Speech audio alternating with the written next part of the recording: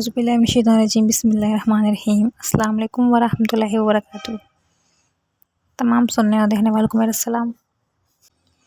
आज एक बहुत ही नहायत ही मुजर्रब वजीफ़ा मैं आपके साथ शेयर करने लगी हूँ, जो कि स्पेशल ख़ास तौर पे उन लोगों के लिए जो मेरे बहन भाई दुखी परेशान हैं। परेशान वो इस वजह से हैं कि उनके घर में गुर्बत, तंगदस्ती है, मुफलिसी है और वो सालों से वज़ाइफ़ कर रहे हैं लेकिन उन्हें फ़ायदा हासिल नहीं हो रहा। बहुत सारे लोग हैं जो ऐसे शिकवा कर रहे होते हैं कि हमने बहुत सारे वजीफ़े किए हैं, सालों से कर रहे हैं, लेकिन हमारी गुर्बत है, ख़त्म होने का नाम नहीं ले रही है, कर्ज़दार हैं, कर्ज़ में डूबे हुए हैं, कर्ज़ा ख़त्म होने का नाम नहीं ले रहा, बेरोज़गार हैं, अच्छी जगह रोज़गार चाहते हैं। बहुत सारे लोग जो हैं वो औलाद नरीना चाहते हैं, जो बेऔलाद हैं वो औलाद चाहते हैं, उसके लिए भी अमल कर सकती है। अमल हर मकसद के लिए आप कर सकते हैं, आपका मकसद कोई भी है लेकिन वो मकसद आपका जायज़ होना चाहिए। जिस भी मकसद के लिए करें वो मकसद जायज़ हो। नहीं, जैसे कि आप सब जानते हैं कि आज जुम्मे का दिन है, वो जुम्मे के दिन ख़ास कबूलियत की घड़ियाँ होती हैं। ये जुम्मे के दिन को सबसे ज़्यादा फजीलत हासिल है तमाम दिनों में से। ये कबूलियत की घड़ियों का दिन है। जुम्मे वाला दिन बहुत ही ख़ास दिन है। जो भी शख्स इस दिन को लापरवाही में गुजार देगा ये खुद की उसकी बदकिस्मती है। लेकिन मैं चाहती हूँ जो शख्स सच में परेशान हाल है, वाकई में उसकी परेशानी, वो कभी भी इस वजीफ़े को नहीं छोड़ेगा। वो कभी भी अपने हाथ आए ऐसे मौके को नहीं छोड़ता जिससे उसका परेशानी, गम ये सब दूर हो जाए। अगर आप किसी बीमारी का शिकार है तो उसके लिए भी अमल आप कर सकते हैं। नाज़रीन, परेशानियाँ, गम और ये बीमारियाँ, ये सब इंसानी ज़िंदगी का हिस्सा हैं, लेकिन इन सब को ख़त्म करने के लिए पूरा कुरान है, नमाज है, जिनको पढ़ने से हमारी ज़िंदगी में तमाम जितने भी बिगड़े काम होते हैं वो संवर जाते हैं। हमारी ज़िंदगी में जितनी भी हमें बीमारियों का शिकार होती हैं वो ख़त्म हो जाती हैं जड़ से। लेकिन बशर्त ये कि आप उसको यकीन कामिल के साथ पढ़ेंगे तभी सब मुमकिन होगा, क्योंकि अल्लाह ताला की ज़ात पे आप यकीन और भरोसा करके कोई भी अमल करेंगे तो उतना ही, जितना आपको यकीन होगा आपको उतना ही मिलेगा, जितना गुमान करोगे उतना ही मिलेगा। तो लिहाजा उसकी शान के मुताबिक उससे मांगो, उसकी शान के मुताबिक मांगो। ये ना सोचो कि ये नामुमकिन है, ये सोचना हमारा काम नहीं है। उसके ख़जाने हमारे लिए हैं और मेरा रब मांगने वाले को बहुत पसंद करता है। नाज़रीन, जो लोग ये शिकवा करते हैं कि हमारे वज़ाइफ़ से हमें फ़ायदा हासिल नहीं होता, तो सबसे पहले वो ये बात ध्यान से सुनें कि उन्होंने 5 वक्त की नमाज की अदायगी ज़रूर करनी है। पहले वो 5 वक्त की नमाज़ पढ़ें, इसके साथ कसरत से अस्तगफिरुल्लाह पढ़ें। नमाज कोई नहीं पढ़े होते, इस्तग़फ़ार भी नहीं पढ़े होते और वज़ाइफ़ शुरू कर लेते हैं हम, ऐसे किसी भी वजीफ़े का असर नहीं होता। सबसे पहले तो रब को राज़ी करें, 5 वक्त की नमाज की अदायगी करें, फिर अस्तग़फिरुल्लाह पढ़ के अपने रब से अपने गुनाहों की बख्शिश, अपने गुनाहों की माफ़ी मांगें, फिर कोई वजीफ़ा करें। आप इस्तग़फ़ार पढ़ना अपनी ज़िंदगी का मामूल बना लें। अस्तग़फिरुल्लाह पढ़ने की इतनी ज़्यादा फ़ज़ीलत और बरक़ात हैं कि आपको मैं बताना शुरू कर दूँ तो वीडियो बहुत तवील हो जाएगी।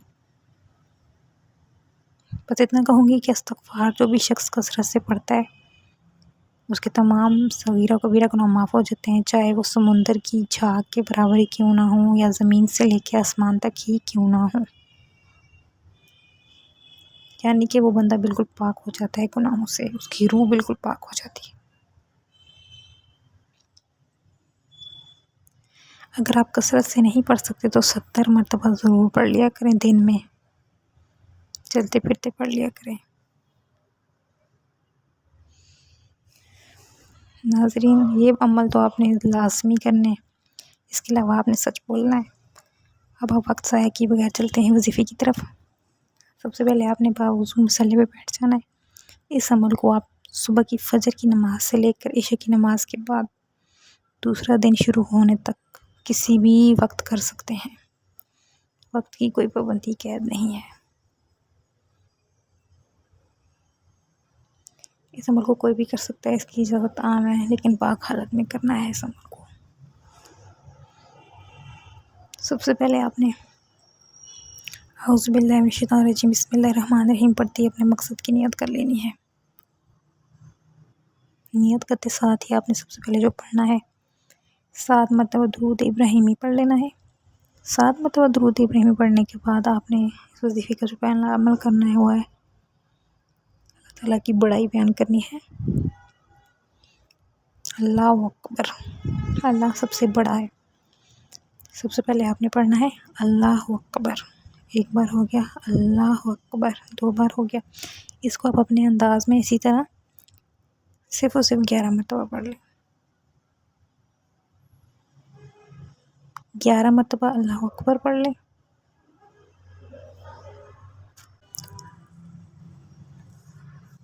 अल्लाहु अकबर 11 मरतबा पढ़ने के बाद आपने जो पढ़ना है दूसरे नंबर पे वो है ये कुरानी सूरत, जो कि अल्लाह ताला की वहदानियत बयान करती है। जो भी शख्स अल्लाह ताला की वहदानियत बयान करता है, अल्लाह ताला उससे बहुत ज़्यादा खुश होता है कि कौन है इस फ़ानी दुनिया में जो उसकी वहदानियत बयान कर रहा है। और जो वो मांग रहा है उसकी सारी हाजत को पूरा कर दो। अपने फरिश्तों से फरमाता है मेरा रब। फरिश्ते उसकी नसीब में तमाम खुशियाँ और जितनी भी रिज़्क़ मालो दौलत होता है वो लिख देते हैं।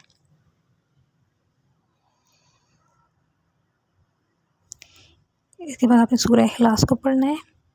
कुल हुवल्लाहु अहद, सूरह इखलास जो कि हर किसी को ज़बानी याद है। सूरह इखलास को आपने सिर्फ़ और सिर्फ 12 मरतबा पढ़ लेना है। 12 मरतबा आपने सूरह इखलास को पढ़ लेना है। इसके बाद आपने जो पढ़ना है तीसरे नंबर पे वो है ये कुरानी आयत हस्बुनल्लाहु व निअमल वकील।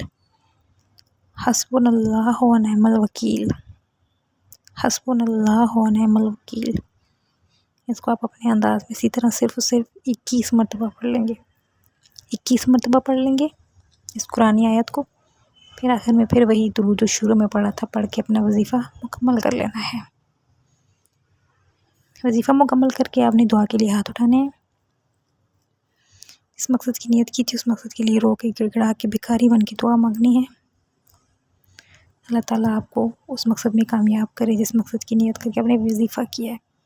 और अल्लाह ताला मेरा सुनाना और आपका सुनना ही अपनी बारगाह इलाही में कबूल फरमा ले और जो हम नहीं मांग सके वो बिन मांगे अता कर दे।